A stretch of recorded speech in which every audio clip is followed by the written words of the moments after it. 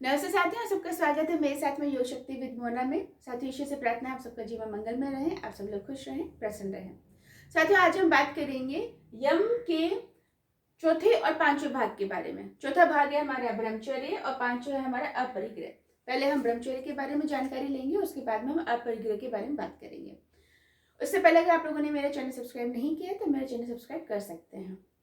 साथियों, मैंने अपने पिछले वीडियो के अंदर सत्य, अहिंसा और अस्त्य के बारे में कुछ जानकारियां दी थी और ये जानकारी इसलिए दी गई थी ताकि हमें ये पता चले कि आखिर हम इनका फॉलो क्यों करें। अगर हम इनका फॉलो ना करें तो क्या होगा? कुछ खास नहीं। क्यों नहीं होगा? क्योंकि अगर हमने इनको फॉलो नहीं किया तो हमारा मानसिक जो प्रभाव है, हमारी जो मानसिक स्थिति है वो मजबूत नहीं होगी। और हमें पहले अपनी मानसिक स्थिति को मजबूत करना है। पहले हमने अपने मन को ठीक करना है। मन को ठीक करने के लिए हमें यम और नियम का अभ्यास करना पड़ेगा। उसके बाद में जब तक आप यम और नियम का हम अभ्यास नहीं करेंगे तब तक हमारी मानसिक स्थिति, हमारी मानसिक जो दशा है वो मजबूत और बहुत अच्छी नहीं हो पाएगी। उसी के अंदर आज हम बात करेंगे ब्रह्मचर्य और अपरिग्रह। पहले हम ब्रह्मचर्य के ऊपर आते हैं। ब्रह्मचर्य के बारे में अगर हम बात करें तो ये शब्द भी हम सबके लिए एक सुनाया है। इसका अर्थ होता है कि अपने जन्नांगों पर आप नियंत्रण होना, यानी अपने इंद्रियों पर आपको संयम करना। लेकिन हम आज के समय के अंदर क्या हम ब्रह्मचर्य का पालन कर सकते हैं? वैवाहिक जीवन के जो व्यक्ति हैं उनके लिए ब्रह्मचर्य का पालन करना आवश्यक नहीं बताया गया है। लेकिन ब्रह्मचर्य का पालन करना जो लोग, जो युवा हैं, जो बिना विवाह के हैं, उन सबको ब्रह्मचर्य का पालन करना चाहिए। इसलिए करना चाहिए क्योंकि वो उनकी शक्ति होती है और उस शक्ति से वो बहुत अच्छा ज्ञान प्राप्त कर सकते हैं। और इस ज्ञान को प्राप्त करने के लिए उनको ब्रह्मचर्य का पालन करना होता है। पर ब्रह्मचर्य का पालन क्या सिर्फ जन्नांगों के नियंत्रण करने से ही हो जाएगा? नहीं, उसका भी एक कारण है।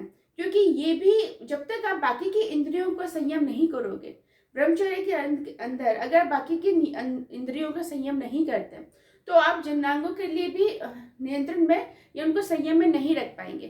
क्योंकि हम पहले दूसरी इंद्रियों के द्वारा दूषित चीजों को ग्रहण करते हैं, जिसका परिणाम हमारा जो हमारी एनर्जी, जो ऊर्जा है, उसको खत्म करने का परिणाम मिलता है हमको। तो हमें सबसे पहले हमें अपने बाकी दूसरी इंद्रियां जो है उनको संयम करने की अभ्यास करना होगा। हम ऐसी कोई चीजें ना देखें, ऐसी कोई चीजें ना सुने जिसकी वजह से हमारा ब्रह्मचर्य का पालन होना संभव ना हो पाए। तो ये हमने ब्रह्मचर्य का अर्थ समझा। अब हम आते हैं अपरिग्रह। अपरिग्रह का अर्थ है अनावश्यक संग्रह से बचना। अनावश्यक संग्रह क्या हुआ? वो चीजें जो वाकई में हमारे काम में नहीं आती हैं, उन सबको हम घर में इकट्ठा करते रहते हैं। उसकी वजह से पूरे घर के अंदर जो हमारी ऊर्जा है, जो हमारी सकारात्मक ऊर्जा है, वो कम होने लगती है।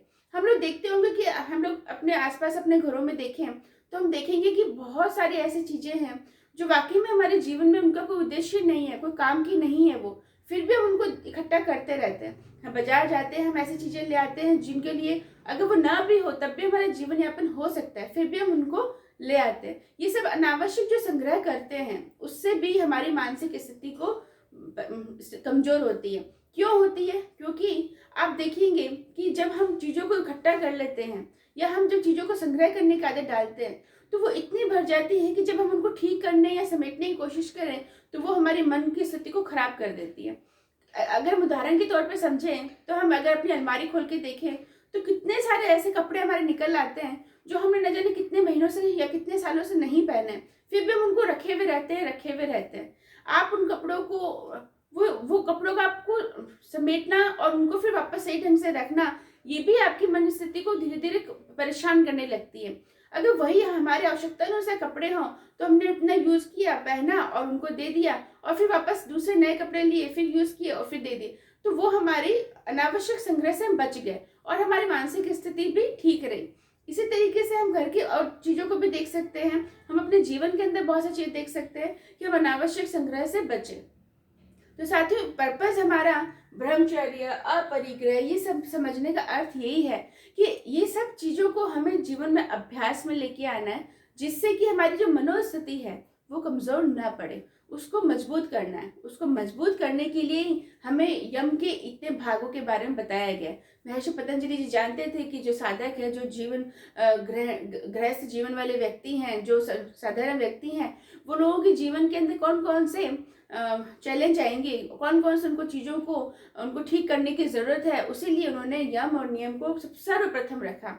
उन्होंने कहा सर्वप्रथम आपको यम और नियम को अभ्यास में लेके आइए। अभ्यास में लेने के आने के बाद की मन स्थिति बहुत बदलने लगेगी, आप मजबूत होने लगेंगे शरीर और मन से, और आपकी बीमारियां तो वैसे ही आपके आसपास नहीं आएंगी। तो साथियों, ये मेरा वीडियो यहीं समाप्त हो रहा है। अगर आप लोगों को पसंद आया तो उसको लाइक शेयर और सब्सक्राइब कर सकते हैं मेरे चैनल को, और कमेंट बॉक्स में लिख के ये भी बता सकते हैं कि आपको वीडियो के अंदर और किस तरह की जानकारी योग के संबंध में